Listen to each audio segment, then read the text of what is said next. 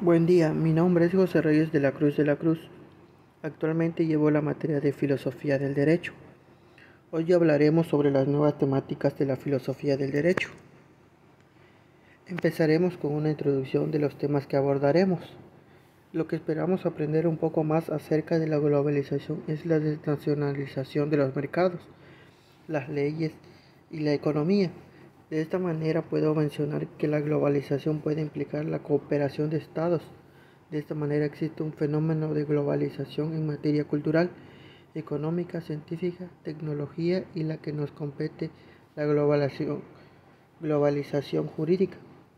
Pues acá nos dice que los ejemplos más viables de la globalización en materia jurídica en los últimos tiempos son el juicio a Pinochet en España y su conexo trámite de extradición a Inglaterra, y la creación puesta en funcionamiento del Tribunal Penal Internacional.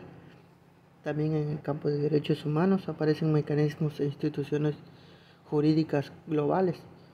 Como siguiente punto que veremos más adelante es la clonación. Es una novedosa técnica dentro de la ingeniería genética, la cual ha permitido obtener seres a través de la manipulación celular, mismo que poseen idéntico material genético al del donador. Por último estará el de la criopreservación en la doctrina y en el derecho comparado, que el embrión conservado in vitro merece protección jurídica por su propio interés y no por ser un objeto de interés o una cosa. Pasaremos a globalización. La aparición de un derecho globalizado implica un proceso sistémico y cibernético. El derecho internacional se transforma rápidamente y asume una función creciente y dominante sobre los sistemas jurídicos nacionales. Aquí nos dice que los sistemas jurídicos de los diversos estados se interrelacionan cada vez más entre sí, lo que hace que orienten hacia un sistema jurídico mundial. También esto nos explica sobre la globalización, que trae modificaciones sustanciales a las distintas áreas del desarrollo, por ejemplo la suscripción de tratados y convenios entre países que logran cambios en materia constitucional, comercial y laboral. Pasaremos a la nueva comunicación. Internet nace y como herramienta potencia en medida inusitada los cambios que se venían produciendo en materia económica y comercial. Aquí sí, pues así como nos dice, asimismo se hace mención al impacto de las nuevas tecnologías en los medios de comunicación, que producen una enorme interconectividad entre las personas a escala mundial. En materia económica se hace referencia aquí a la caída progresiva de barreras aduaneras y por lo tanto la creciente transnacionalidad de comercio y las finanzas, donde se reconoce el advento de los actuales mercados globales.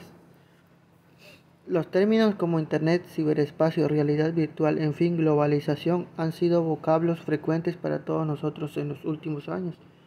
Desde la economía política, la globalización es atendida como una reafirmación de las tendencias económicas fundamentales.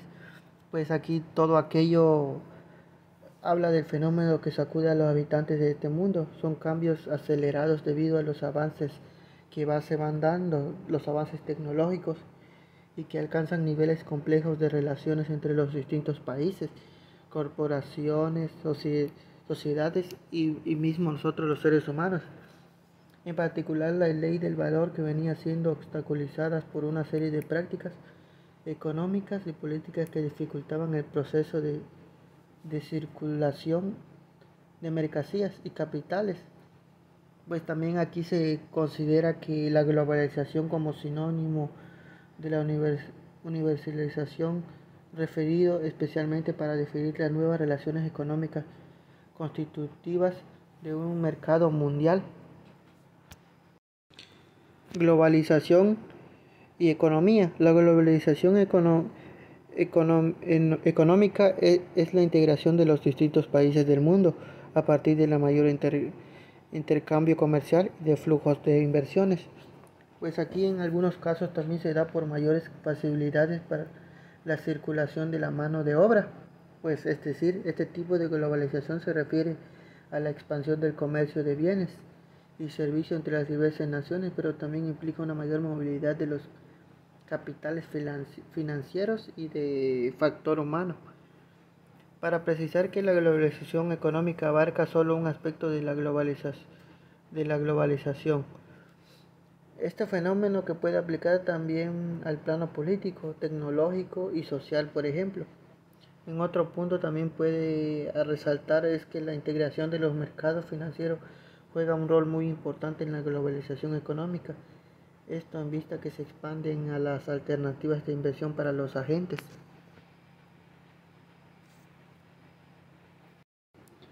Impacto en la soberanía estatal.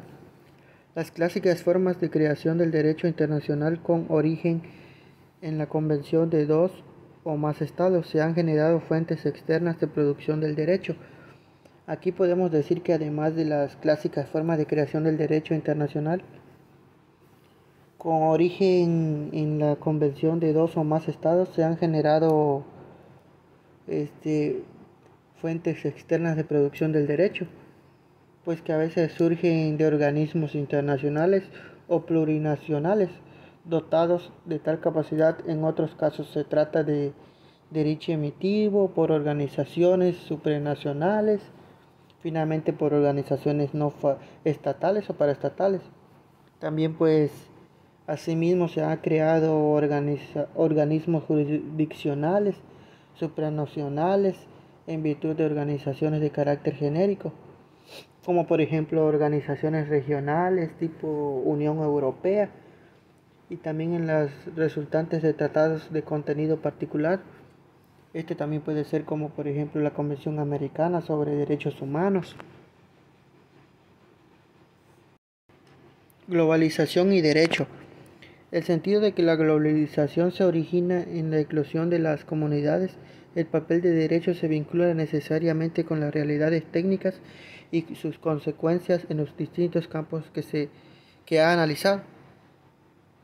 Clonación. El análisis de la legitimidad y legalidad de la clonación humana es una cuestión de enorme actualidad y complejidad. Para una adecuada comprensión y valoración del mismo se requiere abordarla desde tres ciencias que son claves para el estudio de estas cuestiones bioéticas: la biología, la filosofía y el derecho. Desde una perspectiva filosófica, tratamos de estudiar el estatus ontológico de embrión clónico para saber si es o puede ser una persona, las razones por las cuales se considera una persona y las que apoyan con un embrión clónico no es una persona. El estudio de las cuestiones éticas de la clonación aquí sobre la clonación humana nos permite dilucidar qué debemos hacer ante los datos que la realidad humana producto de la clonación.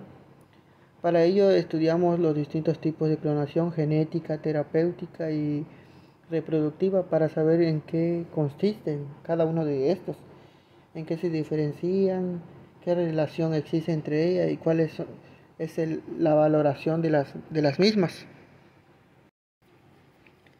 Es legítimo reconocer en un minúsculo embrión humano. Se debe reconocer a los embriones clónicos la titularidad de los derechos humanos. Será legítimo siempre y cuando tal reconocimiento sea posible, razonable y justo. Pues aquí, por el contrario, no podremos reconocerlos si los argumentos se basaran en razonamientos absurdos, arbitrarios o voluntaristas. Pues también es posible reconocer que los derechos humanos alcanzan a un embrión clónico desde el momento en que podamos identificar a un individuo real y concreto que sea el sujeto de tales derechos. Hay tres tipos distintos de clonación artificial: clonación génica, que produce copias de genes o segmentos de ADN. Clonación reproductiva, pues produce copias de animales enteros. Clonación terapéutica, que produce células madres embrionarias para experimentos dirigidos a crear tejidos para reemplazar tejidos lesionados o afectados.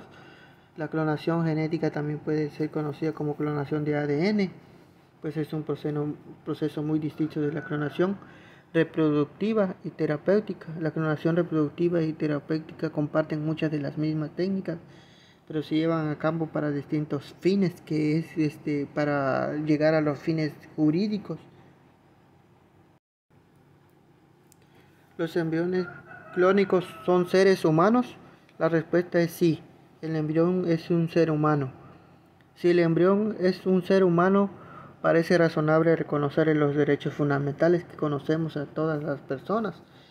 El objeto de los derechos humanos, tal y como venimos advirtiendo, pues es la protección de los seres humanos, es decir, los sujetos beneficiados deben ser simples y llanamente los hombres.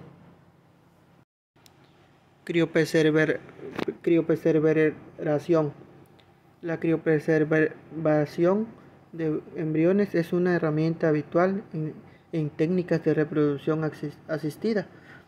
Esta técnica permite pues maximizar las probabilidades de embarazo por cada extracción ovocitaria, al reservar los embriones sobrantes para ser utilizados en un siguiente ciclo, sin requerir de una nueva estimulación ovárica y cuidosíntesis. El derecho comparado que el embrión conservado in vitro merece protección jurídica por su propio interés y no por ser un objeto de interés o una mera cosa.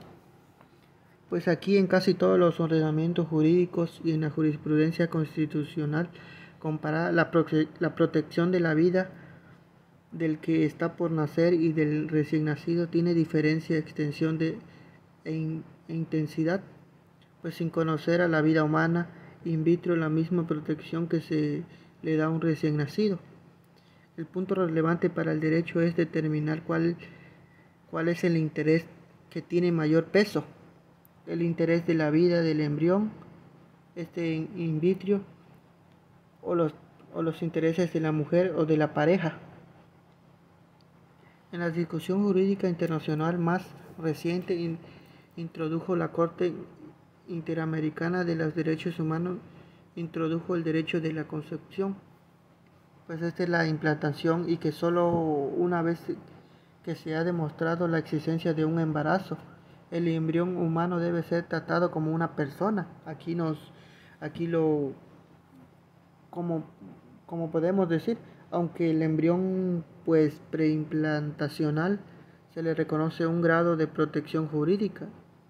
Este significa del término concepción de fundamentos en la definición, pues esto está en la Real Academia de la Lengua, que define concebir como quedar preñada una hembra. Sin embargo, el lenguaje científico no lo considera así. Tanto las palabras claves